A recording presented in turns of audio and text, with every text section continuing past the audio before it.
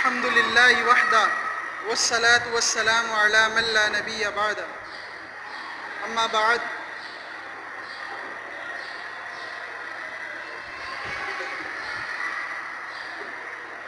امام بخاری رحمۃ اللہ تعالی علیہ نے اپنی کتاب کے اندر یہ بات لکھی ہے کہ قیامت کے دن ایک شخص اللہ رب العزت کی بارگاہ میں حاضر ہوگا اور اللہ رب العزت اس سے پوچھیں گے کہ اس نے کتنی عبادت کی۔ وہ کہے گا کہ میں نے 500 سال عبادت کی ہے۔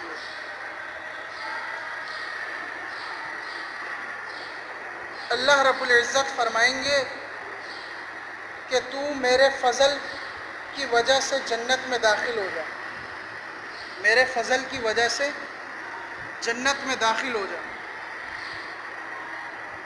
اب وہ شخص حیران ہوگا، پریشان ہوگا اور کہے گا کہ اے اللہ 500 سال عبادت کی، پھر بھی آپ کے فضل کی وجہ سے جنت میں داخل ہوں،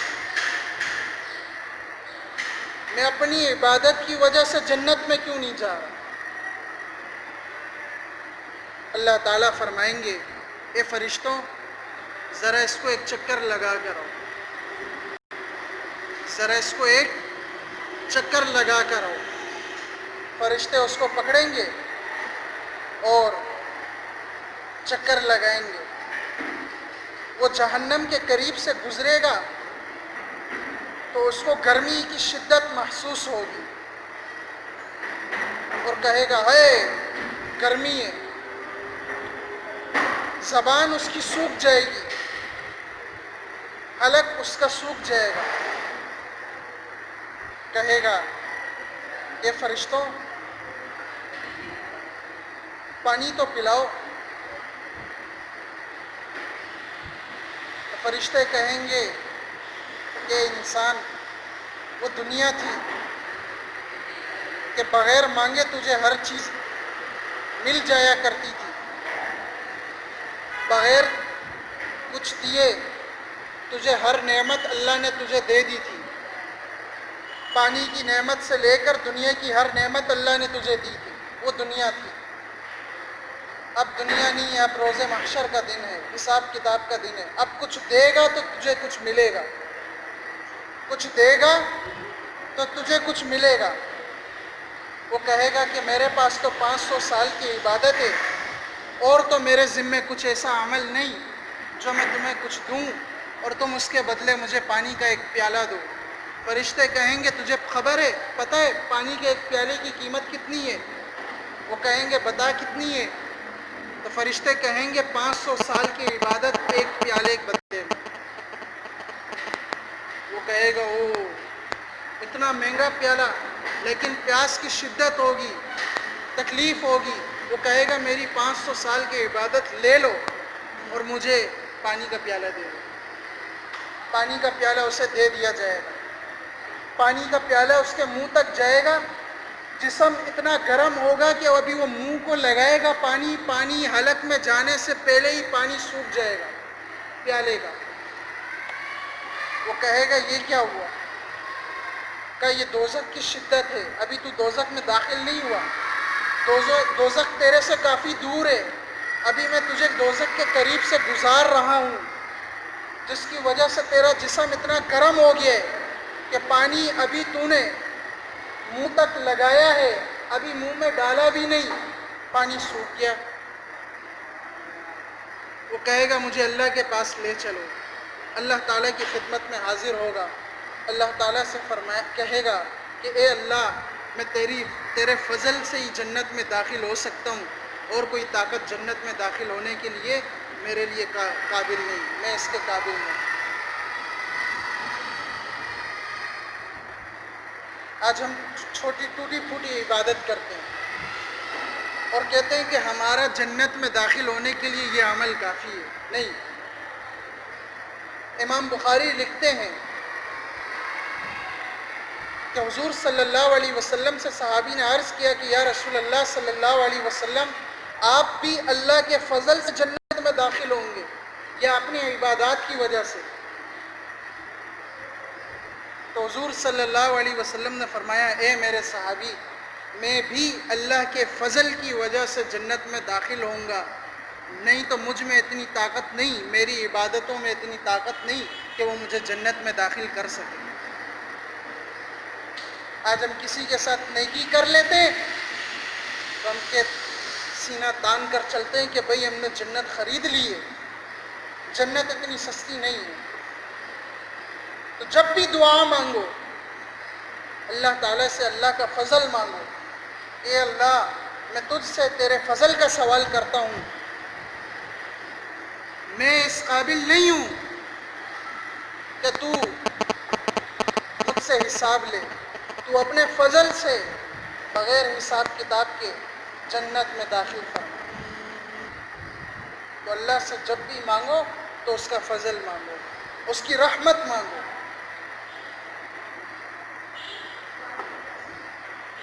نہیں ہے، نیچے الماری پہ دیکھو،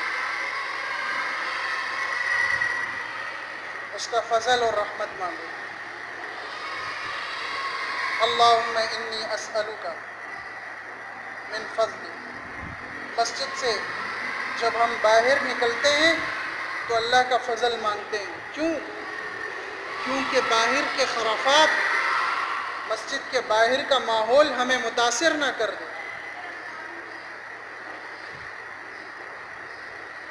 ہاتھ میں تسبیح پکڑ لی، بڑے اللہ والے سمجھنے لگ گئے اپنے آپ کو، اور اللہ اللہ اللہ اللہ کی ضربیں لگانا شروع کر دی، ذکر کرنا شروع کر دیا۔ مسجد سے باہر نکلے، خوبصورت گاڑی پر نظر پڑی، اس گاڑی سے متاثر ہو گئے، گاڑی کو دیکھا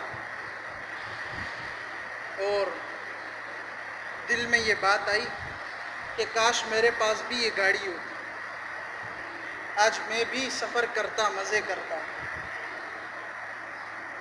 میں بھی اچھی سواری پر سوار ہو کر دنیا والوں کو بتاتا کہ دیکھو میرے پاس بھی مال و دولت ہے۔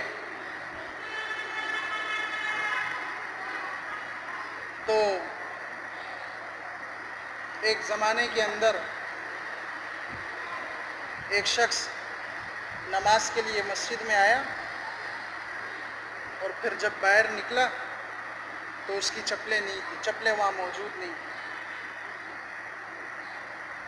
اس کے دل میں آیا کہ کیسا دور آ گیا ہے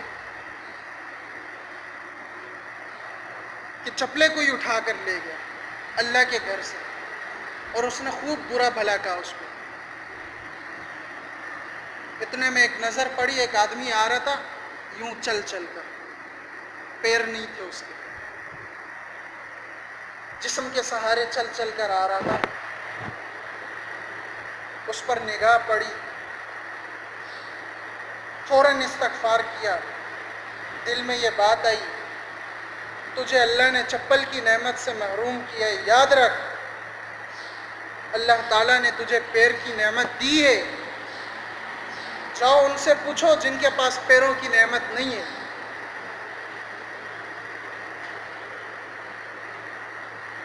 حدیث میں آتا ہے حضور صلی اللہ علیہ وسلم نے فرمایا تم دنیا کے معاملے میں اپنے سے نیچے والوں کو دیکھو، اپنے سے نیچے والوں کو دیکھو۔ میرے پاس گھر ہے، وہ بیچارے جھونپڑی میں رہ رہے ہیں، میرے پاس 2 ٹائم کا کھانا ہے، ان بیچاروں کے پاس 1 ٹائم کا بھی مشکل سے ہوتا ہے۔ میرے پاس پہننے کے لیے اچھا لباس ہے، ان بیچاروں کے پاس پہننے کے لیے لباس نہیں۔ میرے پاس سوار ہونے کے لیے اچھی سواری ہے، ان کے پاس اچھی سواری نہیں۔ تو دنیا کے اندر اپنے سے نیچے والوں کو دیکھو، اور جب دین کی باری آ جائے تو اپنے سے اوپر والوں کو دیکھو۔ اگر وہ 1 نماز پڑھ رہا ہے تو میں 2 نمازیں پڑھوں، اگر وہ 2 پڑھ رہا ہے میں 3 پڑھوں گا۔ دین کے کام میں ایک دوسرے سے حسد کرو۔ کیا کرو؟ اور حدیث میں آتا ہے وَلَا تَحَاسَدُوا، ایک دوسرے سے حسد مت کرو۔ دنیا کے معاملے میں حسد نہیں کرنا۔ دنیا کے معاملے میں کہ میں اس کے پاس گاڑی ہے میرے پاس کیوں نہیں، اس کے پیچھے گارڈ چل رہے ہیں میرے ساتھ کیوں نہیں چلتے۔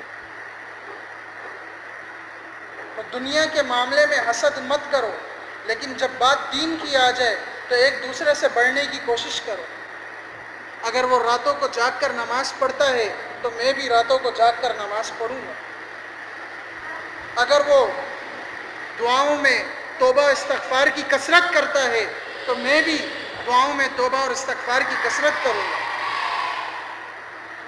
اگر وہ راتوں کو اٹھ کر اللہ تعالیٰ کے سامنے گریہ زاری کرتا ہے، روتا ہے، اپنے آنسوؤں سے جہنم کی آگ کو بجھاتا ہے، تو میں بھی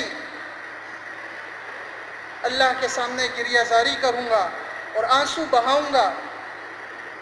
حدیث میں آتا ہے حضور صلی اللہ علیہ وسلم نے فرمایا کہ مسلمان کی آنکھ سے اللہ کے خوف اور جہنم کے خوف کی وجہ سے نکلا ہوا آنسو اگرچہ اس کا سائز مکھی کے سر کے برابر ہی کیوں نہ ہو، چھوٹا سا،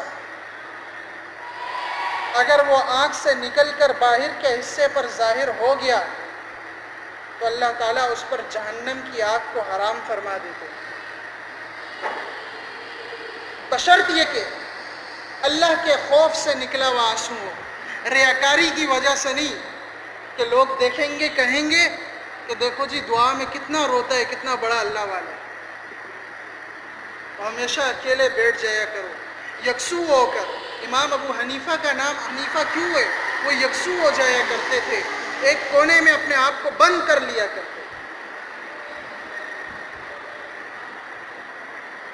یکسو ہو کر اللہ رب العزت سے دعا مانگا کرو اور اللہ کا فضل مانگا کرو۔ اے اللہ میں تجھ سے تیرا فضل مانگتا ہوں۔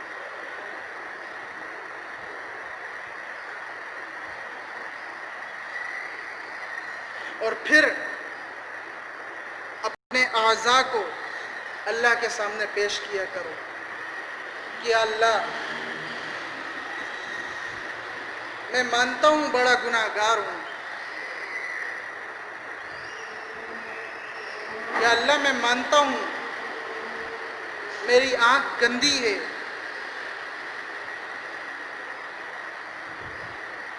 یا اللہ میں اس آنکھ سے ڈرامے اور فلمیں دیکھتا رہا، آپ پھر بھی آنکھ کو دیکھنے کا حکم کرتے رہے۔ اے اللہ میں اس ناک سے نافرمانی آپ کی کرتا رہا، آپ پھر بھی اسے سونگھنے کا حکم دیتے رہے۔ اے اللہ ان کانوں سے گانے اور غیبت اور جھوٹ چغلی سنتا رہا، یا اللہ آپ پھر بھی ان کانوں کو سننے کا حکم دیتے رہے۔ یا اللہ اس زبان سے میں جھوٹ بولتا رہا، گالیاں دیتا رہا، غیبت کرتا رہا، پھر بھی آپ اسے بولنے کا حکم دیتے رہے۔ یا اللہ ان ہاتھوں سے آپ کی نافرمانی کرتا رہا، آپ پھر بھی انہیں پکڑنے کی طاقت دیتے رہے، پکڑنے کا حکم دیتے رہے، آپ نے پھر بھی ان پر فالج کا اٹیک نہیں گرایا۔ یا اللہ یہ پاؤں سے میں نافرمانی کی جگہ پر چل کر جاتا رہا، آپ نے پھر بھی اپنے فضل سے کام لیا اور پیروں کو چلنے کا حکم دیتے رہے۔ آپ نے ایک دفعہ بھی ان پیروں کو چلنے سے قاصر نہیں کیا۔ اپنے اعضاء کا حوالہ دو کہ اللہ مانتے ہیں ہم سے غلطی ہو گئی، پر آپ تو غلطیوں سے پاک ہیں، آپ تو ارحم الراحمین ہیں، آپ تو رحمان ہیں، آپ تو لوگوں پر رحم کرنے والے ہیں۔ یا اللہ ہم آپ ہی کے بندے ہیں، آپ کے سوا ہمارا کوئی رب نہیں، اگر کوئی رب ہوتا بھی تو ہم آپ ہی کے پاس آتے، کیونکہ آپ ہی ہمارے پالنے والے ہیں۔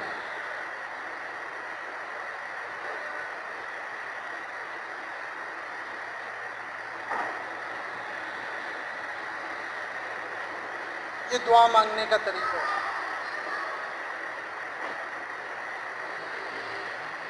خوب اللہ تعالیٰ سے مانگا کرو، خوب چلتے پھرتے، اٹھتے جاگتے۔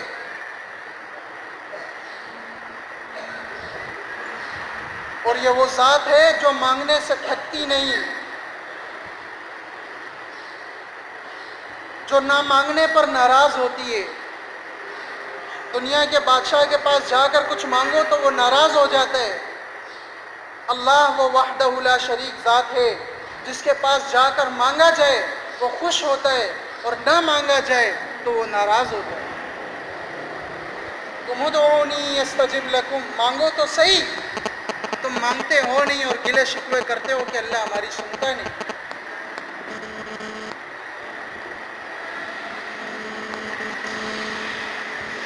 تو اللہ سے کیا مانگنے؟ اللہ کا فضل مانگو، اللہ سے اللہ کا فضل مانگو۔ اور اللہ کا فضل اترتا ہے نیک لوگوں کی صحبت میں، اللہ والوں کی صحبت میں رہنے سے۔ جہاں دین کی بات ہو رہی ہو وہاں بیٹھ جایا کرو، اگرچہ تمہیں اس سے کچھ فائدہ نہ ہو پھر بھی بیٹھ جایا کرو۔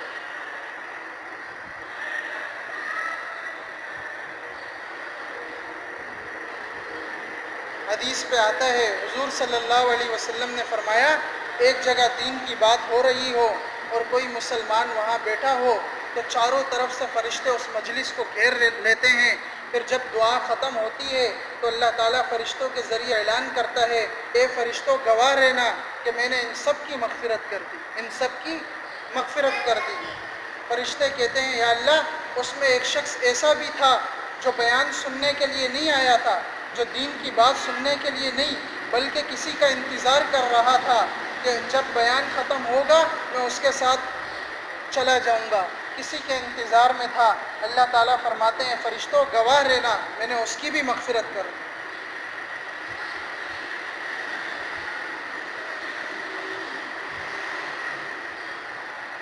اتنی عظیم محفلیں ہوا کرتی ہیں یہ۔ رات کو جب تعلیم کا حلقہ لگتا ہے شام کو، ہم اس کو معمولی سمجھتے ہیں، چھوٹا سا۔ کل میں نے وقت دیکھا 7 منٹ لگے، 7 سے 8 منٹ۔ ان 7 سے 8 منٹ میں اگر بندہ اپنی مغفرت کرا رہے تو میں سمجھتا ہوں اس سے بڑھ کر اور کوئی بات نہیں ہے۔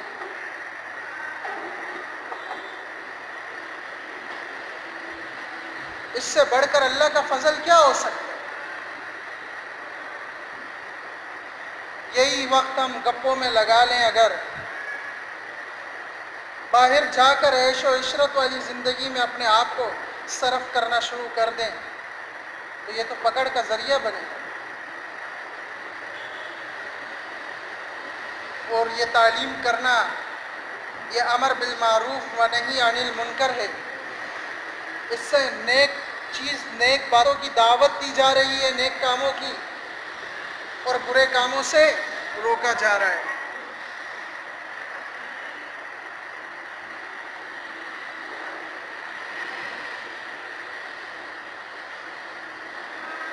بانی دعوت تبلیغ،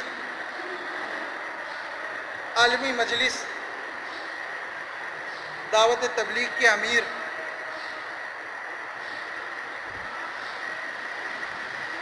حضرت حاجی عبدالوہاب صاحب رحمۃ اللہ تعالی علیہ فرمایا کرتے تھے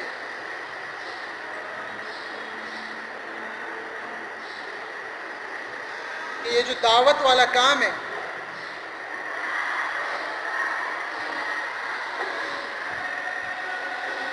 یہ انبیاء علیہ السلام کا کام ہے۔ اور وہ فرمایا کرتے تھے کہ میں نے یہ بات آزمائی ہے، مجھے جب اللہ سے کسی چیز کو مانگنے کی ضرورت پیش آتی تو میں بدھ والے دن گشت میں شرکت کرتا۔ گشت میں شرکت کرتا، لوگوں کے دروازے جا کر بجا کر اللہ اور اس کے رسول کا پیغام سناتا، اور پھر جب واپس ہوتا تو اللہ تعالیٰ سے دعا مانگتا کہ یا اللہ یہ انبیاء والا کام ہے، میرے سے اگر اس کام میں کوئی غلطی ہوئی ہو معاف فرما، یہ بڑا برکت برحمت کام ہے، یا اللہ اس کام کی برکت سے، اس کام کے فضل سے تو میری اس مشکل کو آسان فرما دے۔ فرماتے ہیں کہ اللہ تعالیٰ میرا وہ کام مکمل کر لیا کرتے تھے۔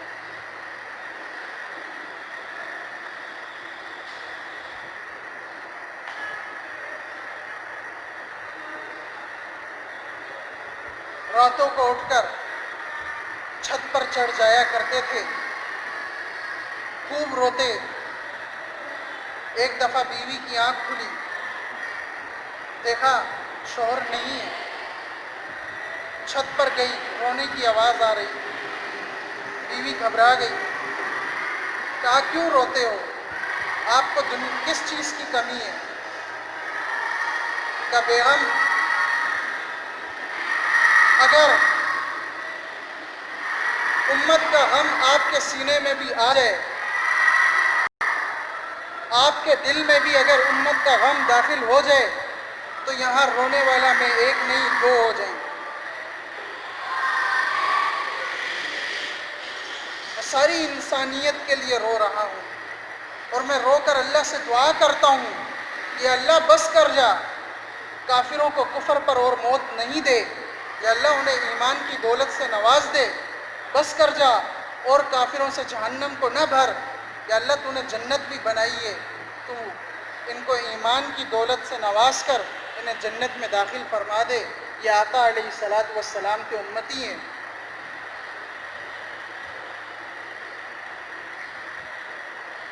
آج سب سے زیادہ مسلمان جو ہو رہے ہیں وہ دعوت تبلیغ کی محنت کی وجہ سے۔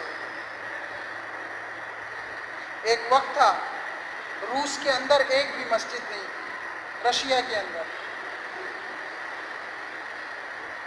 جماعت گئی، وہاں پر کام ہوا، سروے ہوا، ایک علاقے کے اندر 1500 مساجد بنی ہوئی ہے، پورا ملک تو دور کی بات ہے۔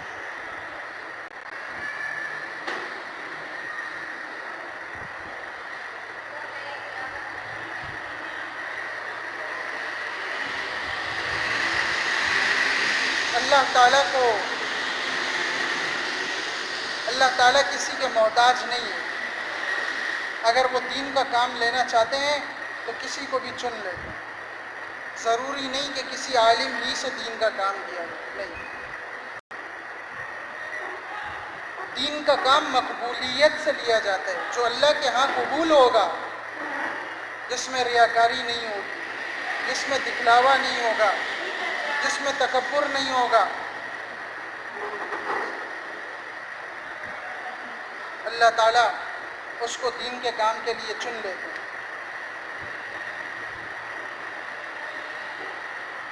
اللہ تعالیٰ ہم سب کو اپنے فضل سے جنت الفردوس میں اعلیٰ مقام عطا فرمائے۔ جو مرحومین اس دنیا سے رخصت ہو چکے ہیں، والدین سمیت جتنے بھی عزیز و اقارب اس دنیا سے پردہ فرما چکے ہیں، اللہ تعالیٰ الحمدللہ وحدہ والصلاة والسلام علی من لا نبی بعد، اما بعد۔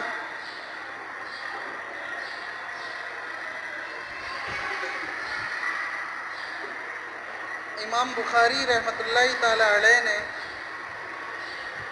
اپنی کتاب کے اندر یہ بات لکھی ہے